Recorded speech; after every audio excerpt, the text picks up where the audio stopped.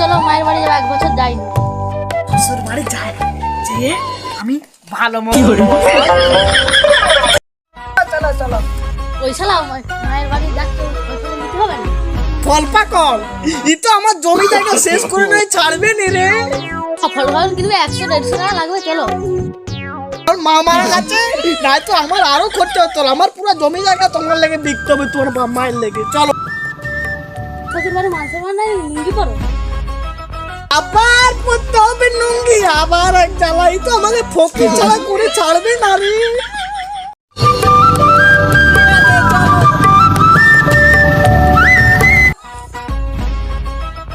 চলো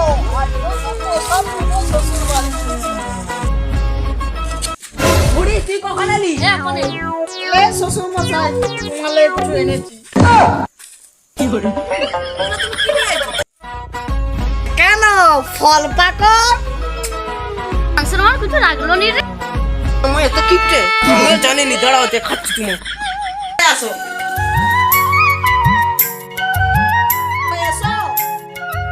তোমাকে বলে তুমি যা। সালে মেরে কলেজে গেলে আমাকে আমাকে বললো তোমাকে আসতে হবে নাকি? চলো এসো।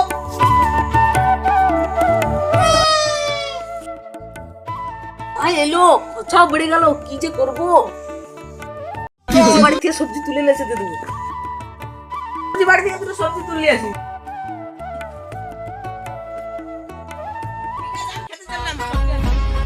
মশাই তুমি যে বাজারে না যে সবজি খেতে যাচ্ছ, আমি সবজি কিন্তু খাই না, আমাকে মাছ মাংস কি তুমি খাওয়াবে না? ইলিশ মাছ খেতে ভালো লাগে, ইলিশ মাছ আনো। ইলিশ মাছ? ঠিক আছে ঠিক আছে, আনবো। ইলিশ মাছ হলে ধরো আনো। সান্তাস দিয়েছি।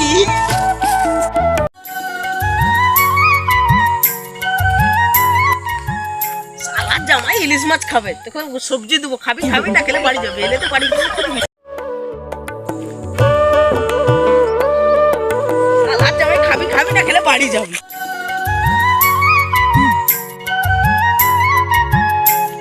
বুড়ি আলে সবজি।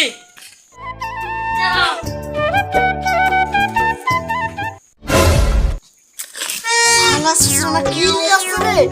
আরে শ্বশুর মশাই তুমি না কি নিয়ে এসো? মাছ মাংস কোথায়? দেরি হয়ে গেল তো তাই মাছ মাংস পাইনি। মাংস শ্বশুরের ভাতে খাওনি। এই চলো বাড়ি যাবো, চলো। এই বাড়িতে আর থাকবে না, চলো।